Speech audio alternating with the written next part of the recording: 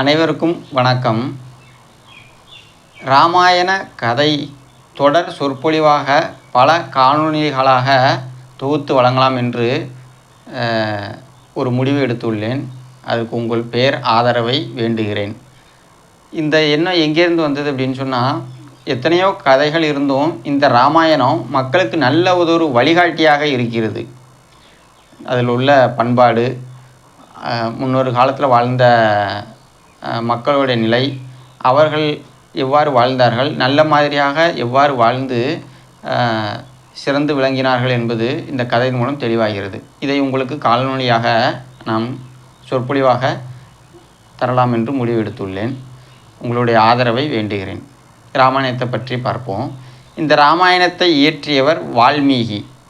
இப்போ அந்த வால்மீகியை பற்றி ஒரு சின்ன கதை பார்ப்போம். முன்னொரு காலத்தில் ஒரு காட்டில் வழிபறி கொள்ளையனாக இருந்தவர் இந்த வால்மீகி. அவருடைய இயற்பெயர் பெரிய குடும்பி. இந்த பெரிய குடும்பி என்ன பண்ணுவார் அப்படின்னு சொன்னால், அங்கே வரக்கூடிய அந்த நாட்டு மக்கள் அந்த காட்டு பாதையாக கிராஸ் ஆகும் போச்சில் இவர் வழிமறைச்சி நகை, ஆபரணம், பணம் இதெல்லாம் பிடுங்கி அந்த தொழில் செய்துட்டு வந்தார். அப்படியாப்பட்ட சூழ்நிலை தன்னுடைய வாழ்க்கையை கடந்து கொண்டு இருக்கும் போச்சில் ஒரு முனிவர் அந்த பாதையாக வர்றாரு. நாராயணா நாராயணா அப்படின்னு சொல்லி வர்றாரு. நாரதர் தன்னுடைய தம்புராவோட நாராயணா நாராயணா என்று வருகிறார். அப்போது இந்த பெரிய குடும்பி இடைமறித்து, உங்கள்கிட்ட உள்ள பொருள்லாம் கொடு, நாங்கள் தான் இந்த காட்டில் நான் ஒரு வழிபறி கொள்ளையன், ஒன்று சும்மா விட மாட்டேன்னு கத்தியை காமிச்சு மிரட்டுதார். அப்போது சொல்லுதார், ஏப்பா இந்த மாதிரி வழிபறி கொள்ளையனாக இருக்கிய, இதெல்லாம் பாவம் இல்லையா? மக்கள் கஷ்டப்பட்டு சம்பாதிச்ச பணத்தை எல்லாம் நீ இந்த மாதிரி கொள்ளையடிக்கிறிய, இதெல்லாம் தப்பு இல்லையா அப்படின்னு கேட்கும் போச்சில், எனக்கு அதெல்லாம் தப்பாக தெரியல, உன்கிட்ட இருக்கிறத முதல்ல கொடு அப்படின்னு சொல்லுதார். சரி, அப்போ நான் என்கிட்ட இருக்கிறத நான் தர்றேன், ஒரே ஒரு கேள்விக்கு மட்டும் பதில் சொல். நீ உன்னுடைய இந்த தொகையெல்லாம், இப்படி கொள்ளையடித்த பணத்தெல்லாம் எங்கே கொண்டு போய் கொடுப்ப அப்படின்னு சொல்லுதார். நான் என்னுடைய மனைவி, குழந்தைகள், சகோதரர்கள், என்னோடய சொந்தக்காரங்கக்கிட்டலாம் கொடுப்பேன், அவங்க சந்தோஷமாக இருப்பாங்க அப்படின்னு சொல்லுதார்.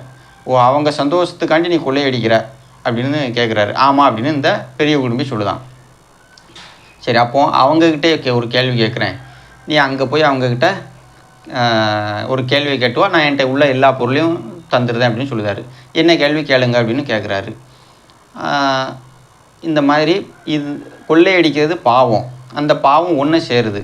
அப்போது நீ கொடுக்கக்கூடிய அந்த தொகையும் அவங்களுக்கிட்ட பாவத்து சேருது. அப்போது அந்த பாவத்தில் அவங்க பங்கு எடுத்துக்கிடுவாங்களா அப்படின்னு கேட்டுட்டு வா அப்படிங்கிறாரு. அந்த பெரிய குடும்பி சொல்லுதான், அதெல்லாம் ஆகாது, அவங்க ஊரில் இருக்கிறாங்க, பக்கத்தில் உள்ள காட்டு கிராமத்தில் இருக்கிறாங்க, நான் அவ்வளோ தூரத்துக்கு போயிட்டு வரதுக்குள்ளேயும் நீ ஓடிட்டேன்னா என்ன பண்ணுறது அப்படின்னு கேட்குறாரு. நான் எங்கேயும் ஓட மாட்டேன், நான் இங்கேயே இருக்கிறேன், நீ வேணால் இந்த மரத்தில் என்னை கெட்டி வச்சுட்டு போ, ஒரு கயிறில் என்னை கெட்டி வச்சுட்டு போ அப்படிங்கிறாரு.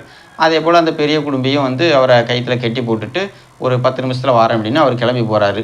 பெரிய குடும்பி அவங்க வீட்டில் போய் எல்லார்கிட்டையும் கேட்குறாரு, இந்த மாதிரி நான் பாவம் செஞ்சு சம்பாதிப்பேன், அப்போது அந்த பாவம் உங்களையும் சேருமே, அந்த பாவத்தை அனுபவிக்கிறதுக்கு உங்களால் அனுபவிப்பீங்களா அப்படின்னு கேட்குறாரு. இல்லை, அந்த சொந்தக்காரங்க, சகோதரர்கள் எல்லாருமே சொல்லுவாங்க, நீ செஞ்ச பாவத்தை நான் எதுக்கு அனுபவிக்கணும், நீ தொகை தர, நான் அதை வச்சு நான் சந்தோஷமாக இருக்கிறேன், நீ செஞ்ச பாவத்துக்குள்ள நாங்களாம் தண்டனை அனுபவிக்க முடியாது அப்படின்னு எல்லாரும் சொல்லியிருந்தாங்க. ரொம்ப மன கஷ்டப்பட்டு இந்த பெரிய குடும்பம் என்ன பண்ணுதார் அப்படின்னா, நாரதர்கிட்டே ஓடி வராது.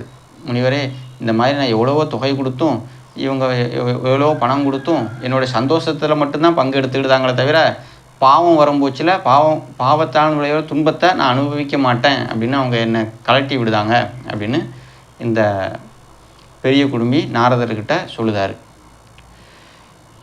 அப்போ அந்த பெரிய குடும்பி கேட்குறாரு, நான் பாவம் செய்யாமல் பணம் சம்பாதிக்கிறதுக்கான வழிமுறைகளை சொல்லுங்கள் அப்படின்னு. முதல்ல உன் பாவத்தை தொலைக்கணும், அதுக்கு இந்த மரம் முன்னாடி மரா இந்த மரம் பேர் மரா, அந்த கெட்டி போட்டார்ல ராணதை கெட்டி போட்ட அந்த மரத்தோட பேர் மரா. இந்த மரா அப்படிங்கிற பேரையே நீ சொல்லு அப்படின்னு சொல்லிட்டு வேறு இங்கே இருந்து தியானம் பண்ணு, உன் பாவம் தொலைஞ்சதுக்கப்புறம் நீயாவே ஞானம் அடைவ, உனக்கே வழிபாதை பிறக்கும், நீ அந்த பாதையில் போனோன்னா நல்ல செல்வம், நல்ல மாதிரியாக சம்பாதிச்சு செல்வம் சேர்க்கலாம் அப்படின்னு சொல்லுவார். இந்த பெரிய குடும்பியும் அந்த மரத்துக்கு முன்னாடி உட்காந்து மரா மரா மரா மரா ராம ராம மரா மரா மரா ராம ராம ராம ராம ராம ராம அப்படின்னு அந்த ராம மந்திரத்தையே அவர் சொல்ல ஆரம்பிக்கிறார். அப்படி சொல்லி சொல்லி பல ஆண்டுகள் ஆகுது. அங்கேயே உட்காந்து அந்த தவம் செஞ்சதுனால ராம ராம ராம ராம மரா அப்படிங்கிறது ராமமாக ஆயிடுச்சு. சொன்னதுனால பல வருடங்கள் ஆனதுனால அவர் உடம்பு ஃபுல்லாக புத்து ஏறிடுச்சு. புத்து ஏறி மழை, இடி, வெயில் காலம் எந்த காலம்னு தெரியாமல் அவர் அந்த தவம் மேற்கொள்ளுதார். ஒரு குறிப்பிட்ட காலத்துக்கு அப்புறம் அவருக்கே ஞானம் உதயமாகி அந்த ஞானத்திலேருந்து அவர் விடுபடுதார். அப்போது அந்த புத்துலேருந்து அவர் வெளியே வர்றாரு, மக்களுக்கு உபதேசம் பண்ணலாம் அப்படின்னு சொல்லி. அப்போ அந்த புத்துலேருந்து வெளியே வர்றதுனால தான் அவர் பேர் வால்மீகி என்று அழைக்கப்பட்டது. இப்படி கொஞ்ச காலம் அங்குள்ள மக்களுக்கு நல்லது சொல்லி அவர் வாழ்ந்துட்டு வர்றாரு. கொஞ்சம் வருஷம் போனதுக்கப்புறம் அதே நாரதர் வால்மீகி ஆசிரமத்துக்கு வர்றாரு. அதாவது தசமா அப்படிங்கிற நதிக்கரைக்கு பக்கத்திலே தன்னுடைய ஆசிரமத்தை அமைக்கிறாரு. அந்த நதிக்கரையில் அவர் இருக்கும்போச்சில் இந்த அவர் நாரதர் வர்றாரு அவருடைய ஆசிரமத்துக்கு. அவருக்கு வேண்டிய உபச்சாரம்லாம் செஞ்சு, என்ன வேணுமோ பணிவிடைகள்லாம் செஞ்சு இந்த வால்மீகி முனிவர் அவருக்கு வேண்டியதை பண்ணி கொடுக்குறாரு. அப்போது வால்மீகி முனிவர் கேட்குறாரு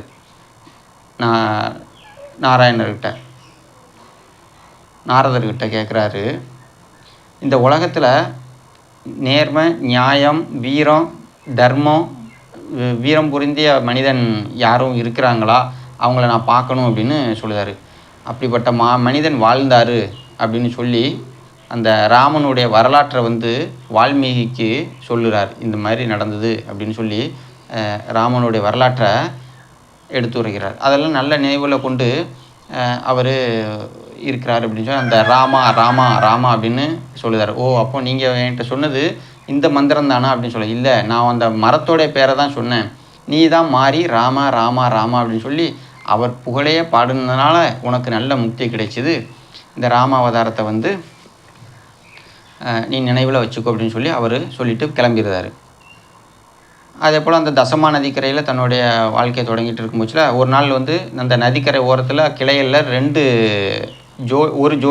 ஒரு ஜோடி நாரை ஆண் பெண் ஜோடி உட்கார்ந்து என்ன பண்ணுது அப்படின்னா கொஞ்சி பேசிக்கிட்டு இருக்குது. அழகாக அதுங்க கொஞ்சி பேசிக்கிட்டு தன்னுடைய எதிர்கால வாழ்க்கையை பற்றி கொஞ்சி பேசிக்கிட்டு இருக்குது. அப்போது எங்கேருந்தோ வந்த அம்பு அந்த ஆண் நாரை மேலே பட்டு அது இறந்துடுது. அப்போ சினங்கொண்ட இந்த வால்மீகி முனிவர் அந்த வேடனை பிடிச்சி ஏசுறாரு, உனக்கெல்லாம் வெக்கம் இல்லையா, உனக்கு ஒரு ஈவு இறக்கமே இல்லையா, இப்படி ஒரு ஆண் அறையை கொன்னுட்டிய, அந்த பெண் அறை எவ்வளவு மனவேதனையில் இருக்குது அப்படிங்கிறது உனக்கு தெரியுமா அப்படின்னு சொல்லி அந்த வேடனை அங்கேருந்து துரத்தி விட்டுருதாரு. அதுக்கப்புறம் இந்த பெண் அறைக்கிட்ட போய் ஆறுதல் சமாதானம் சொல்லுதார். அது கவிதை வடிவத்தில் அழகாக தன்னுடைய இயல்பு அறியாமலே அந்த பெண் அறைகிட்ட கவிதை வடிவாகவே இரங்கலை தெரிவிக்கிறார். இதை பார்த்து பிரமிச்சு போய் அங்கே நேரடியாக வர்றாரு. அந்த வால்மீகிக்கிட்ட உனக்கு கவிதை இயற்றக்கூடிய ஆற்றல் உன்னுடைய சொற்கள் மிகுந்த கவிதை திறம் உடையதாக இருக்குது. அதனால் இனி ராம அவதாரத்தை கவிதை வடிவத்தில் எழுது அப்படின்னு சொல்லி அவர் மறைகிறார். அதுக்கும் அவர் சம்மதம் தெரிவித்து இந்த கதையை நான் ஏற்றுதேன் அப்படின்னு சொல்லி இந்த வால்மீகி ஏற்றுகிறார். இப்படியாக பிறந்தது தான் இந்த ராமாயணம்.